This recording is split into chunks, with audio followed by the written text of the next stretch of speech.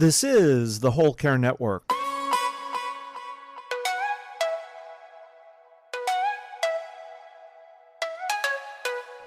Helping you tell your story one podcast at a time. Content presented in the following podcast is for information purposes only. Views and opinions expressed in this podcast are solely those of the host and guest and may not represent the views and opinions of the Whole Care Network.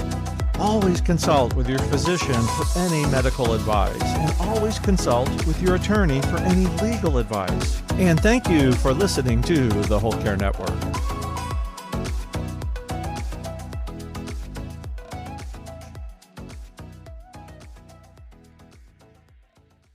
Have you ever felt overwhelmed because you can't find the information you need, or you're just drowning in so many conflicting resources, you don't know what to do with it all? Nancy and I are discussing a step-by-step roadmap that points you to the resources to prioritize in the middle of our dementia caregiving journey. We began actually this series in the beginning. So if you haven't listened to the previous episodes that talked about the beginning, it may be helpful for you to listen to them first. We discussed this first stage in the beginning of the dementia family caregiving journey in podcast episode 43. We covered steps 1 through 6.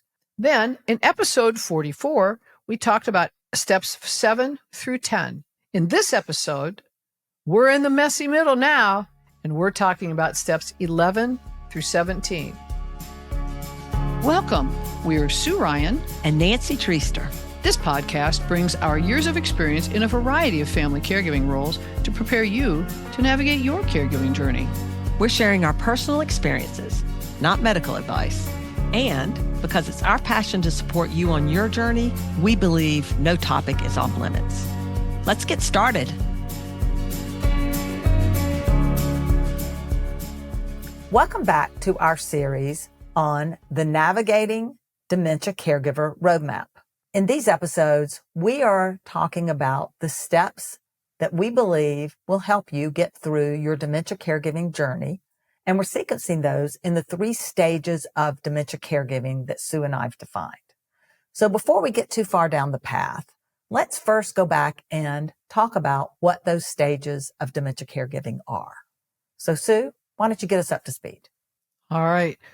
When Nancy and I first talked about our caregiving journeys, one of the things that we recognized is that we created 3 distinct stages. And these are stages of our caregiving journey. These have nothing to do with whether you call them phases or stages or steps or whatever of the dementia. This is targeted for us as caregivers. And what we recognized is the first stage we call in the beginning.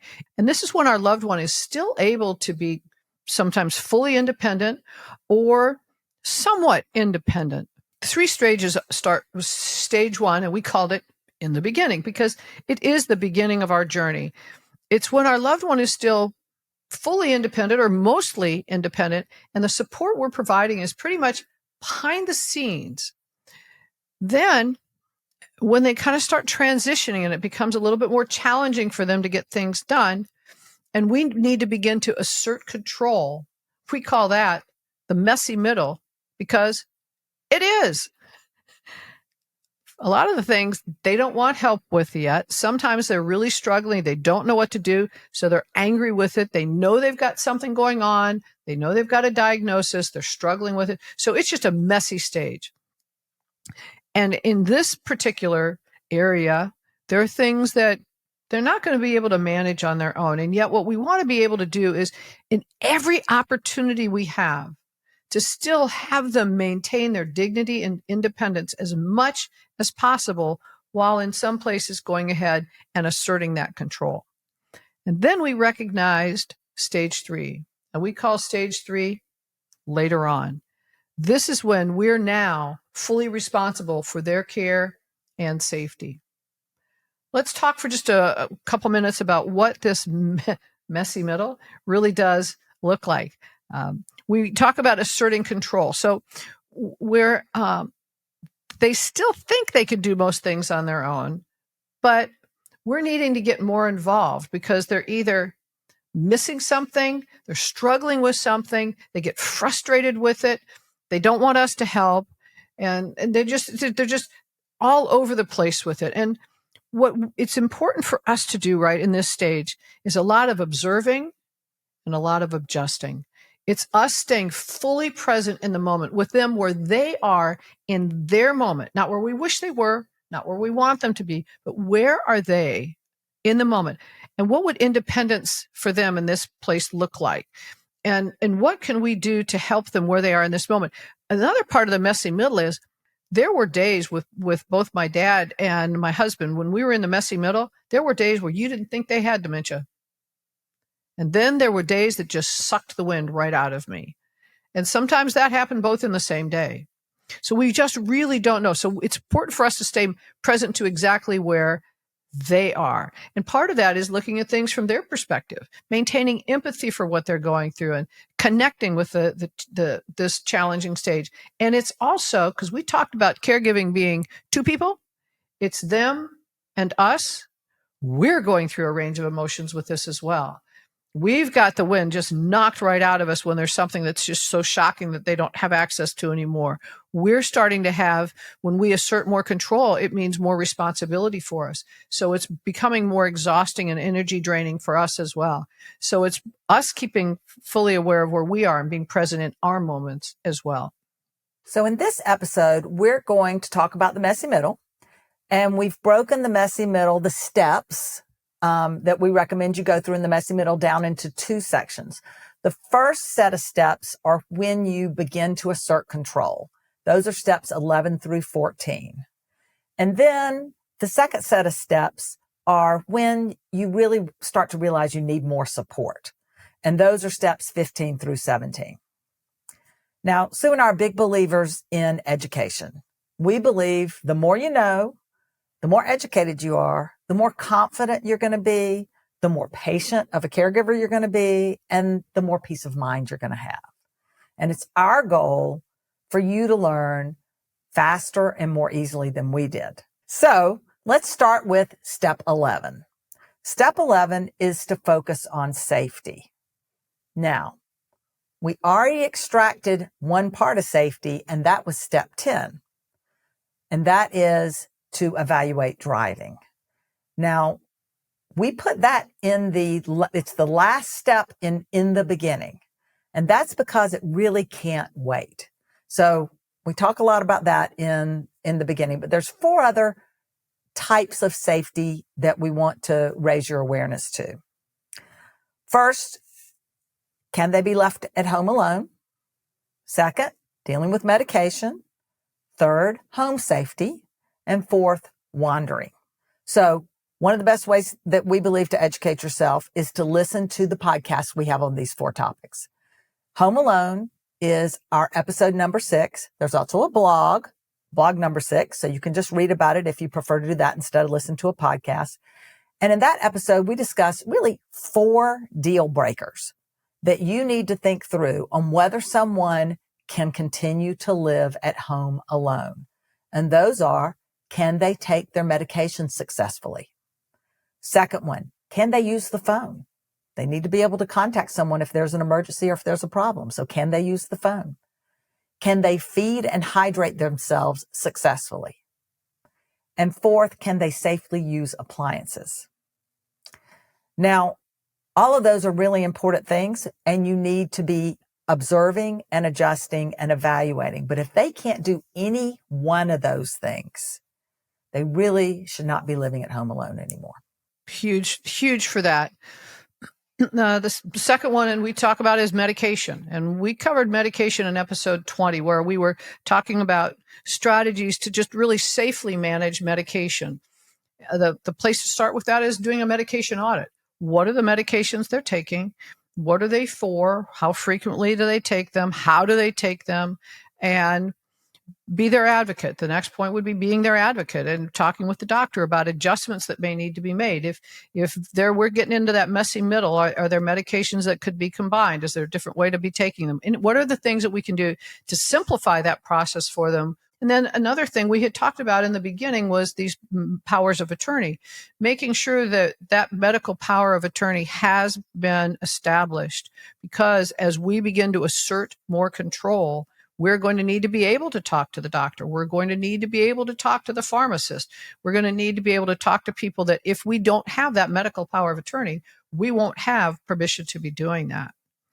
And then effectively evaluating them taking their medication. And this is an example where you may add cameras to see if they're really taking them. I'll give you a quick story. There was some friends of ours, and they had installed the camera to make sure their mom was taking the pills, and she would take the pills. Now, her eyesight wasn't really great, but they had the system all set together. She's taking the pills, and she would put them in the little container, and then she would go do something else, and she would come back, and then she would wipe up the counter and wipe them into the trash because she thought they were crumbs or something that was left over. So she wasn't actually, so they were leaving the pills. So if you hadn't had a camera, you would think she was taking them, but she was actually then, throwing them away. So you want to make sure they're actually physically able to be going through the entire process of taking them. And that no matter what your distribution method is, they can use it. Then the next one that we talk about is home safety in episode 6. And we cover a variety of different things in episode 6 with home safety, but just 4 of these. Home safety is beginning to, you walk through the house like you would if you had a child, and you begin child-proofing any of the things that could potentially cause them harm. Doorknob covers, gates, taking the rugs away, any fall items, any things that they could hurt themselves with, knives, adjusting the way switches are, or knobs for things like the oven or the stove or things like that, and then adjusting lighting. So there are a variety of different kinds of things, but those are really key ones that are important to be evaluating in this messy middle stage, because they are still moving around and walking around. Well, speaking of that, actually, let's talk about the last one. How about that for a lead in, Nancy? Yeah, let's talk about the last one, which is wandering. So in episode 4, we talk about wandering. Most people think of wandering as their loved ones snuck away outside when no one was looking. And yes, that is the most typical concern for wandering. And we've both had that happen. In that episode, we talk about wandering outside and how to prevent it and how to manage it if it does happen. But then we also talk about wandering inside, because as your loved one gets into this messy middle, I used to call it, he's very busy. They wander around. They've run out of things to do and they're fidgety. And so we talk about how to handle wandering inside. And then the last kind of wandering is wandering at night. And this is a huge thing. So you want to understand what strategies you can execute about how to manage wandering at night. So those are all covered in the wandering episode as well as in the wandering blog. Those are excellent. And then let's go to step 12, which is one of my favorites. We talk about in the caregiving journey, we have 2 people to care for. We have our care receiver and we have us. And when we get into that messy middle, it is so much easier for us to shave off a little bit here and a little bit there, because our care receiver needs more of us. So we're I don't need to go to the gym every day. I don't need to do this. So we keep shaving off a little self-care here. So the podcast episode 27, where we talk about the realities of caregiver self-care, we really talk in detail about prioritizing self-care. And it is something that we started in the beginning so you could get into the rhythm of it, the responsibility of it, the understanding of it, the respect of it. But then in here, when it's so tempting to take things off that list, it's giving yourself permission to practice self-care, and then to get outside of thinking what we used to think about what self-care was. Self-care may have been, okay, well, I'm going to go to lunch with my girlfriends. And that was really what self-care was. This is where we really evaluate, because if we've got 1 minute, what could we do with self-care in 1 minute? What could we do in 5 minutes or an hour? But what is really self-care for us in this stage? What we have more emotional self-care we need to have. So what do we really do? And then just as you prioritize their care, prioritize your own. Make sure when you're laying out the day and the things that you're going to do, that you put you in that calendar and you put your self-care in that calendar. It's absolutely every bit as important as what you're doing for them. And then This one is so tough. It's so hard when we're in the middle of something to recognize what we're really doing. Give yourself both grace and credit. It's a perfectly imperfect journey. In the messy middle, there's a lot that's not going to go right. But give yourself credit for, you're trying, you're doing these things, and give yourself grace, because when it doesn't work right, you've got to keep going, because you've ultimately got to get the job done. Along those same lines, so you brought up the fact that, in the messy middle, it gets really hard. So a lot of what gets hard is what we want to cover and you want to get educated on in step 13. And these are the activities of daily living. You'll see sometimes ADLs. That's what that means. And this is when their ability to care for themselves starts to slowly fall apart. So we talk about these activities of daily living in different podcast episodes, which I'll give you the numbers in a minute. And we talk in each one of these about what the early signs are, so that you start to know this one's starting to fall apart a little bit, and then how it's going to progress so you can get mentally prepared for what direction it's going in. So prepare yourself with incontinence episode number 9, which is preparing for incontinence. It's a good one to listen to kind of get an idea of what you could do early before it really gets moving. Bathing and dressing is episode 14. Personal care, that's shaving, cutting fingernails, those sorts of things. That's episode 15. And eating and drinking is episode 16. So activities of daily living, when they start to unwind, and it feels like they start to unwind all at once. And, it's not just one goes. When one starts going, most of them start to go in some way together. Every one of those feels like a punch in the gut, at least initially. You send them to go to the bedroom to get dressed. It's time to go to lunch. Why don't you run in and get dressed? Out they come in their bathrobe. And they're all proud they've gotten dressed. And you're shocked and horrified. Sorry, I was just going back in my memory bank of some of the things that came out. Yes. Yeah, you're shocked and horrified, and you're brokenhearted. Yeah, not because they did it wrong, but because you just got punched in the gut. Oh my goodness, they don't know how to get dressed anymore. Or you stand there while you're brushing your teeth and you're waiting on them to brush their teeth, and you realize they don't know how to put the toothpaste on the toothbrush anymore. Or they're eating, and while they're eating, they eat a couple of bites and then they stop. And you think, oh, well, they're through eating and this is amazing. They've hardly eaten anything. You have to realize they may have forgotten how to eat. They need to be restarted. They've forgotten what the utensil is, and you need to restart them. So understanding how to progress through the activities of daily living and where they start, and recognize it when it's starting, and how you can help and what's coming so that you don't leave it to chance, I think is a really good way to educate yourself. You'll have more confidence. And remember, we said when you have more confidence, you have more patience. When you have more patience and confidence, you have more peace of mind. And that leads us to step 14, which is creating a care plan. So what we've recognized is we are asserting more control, so we have more things to do. So it's important to kind of put together a plan of what needs to be done. And one of the first things to do is to begin with a family emergency plan. And we talk about that in podcast episode 33, which is how to create the care plan. What happens if something happens to you? What happens if something happens to them? What happens if you need to be gone away? So the kinds of things that you would put into an emergency plan. And so start out very simply. Start out with some of the basic things that you would need to do. Outline their daily routines and what their preferences are. Outline the things that if someone were to need to come in and care for them for an hour or half a day or overnight or something, some of the things that would be very helpful. And then if there's an emergency, now, one of the things we talked about, there are two people in this, it's you and it's them.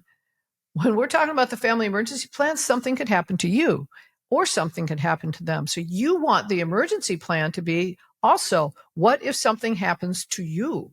What is somebody going to be able to do to be coming in to care for them? And the same thing if something happens to them. So we want to really be looking at that and identifying who the key contacts are in the document. So we go through that in a lot of detail. And of course, as we mentioned, there's a blog post with everything. So that's 33. The thing about the messy middle that we're talking about here is the messy middle starts with you have to start asserting more control. Things like the activities of daily living start to diminish and they just can't do it by themselves anymore. And that's how the messy middle starts. So those are the first steps that we recommended. But as the messy middle progresses, there's a point where you're going to realize, I need more support. And that's when you're ready for these second steps we're going to talk about here, which is steps 15 through 17.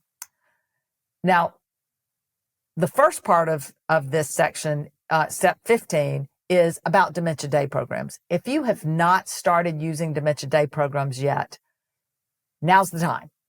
We talked about investigating them earlier, and you may have started to use them earlier, which would be great. But if you haven't started, you need help. And that's the most basic way to get help, is to leverage dementia day programs. And they need to be involved in more activities that engage them where they're at and have them in community that they can relate to. And it's harder to do that when we're the ones providing the care. It's easier for them to be in a program where there are other people who are in the diagnosis in a similar place. And it's also very important for us to be able to step away a little bit because we're having to be involved more. Right, because you're exhausted, and yes, they may need more activity, but you're full, right? You're full. You're doing everything, and people will tell you, "Oh, well, they need more activity to keep them busy," and you're like, "I can barely survive what's happening now." So, leverage other people. We're going to start with the basics of dementia day programs. However, step 16 is it's time to also start thinking about professional help,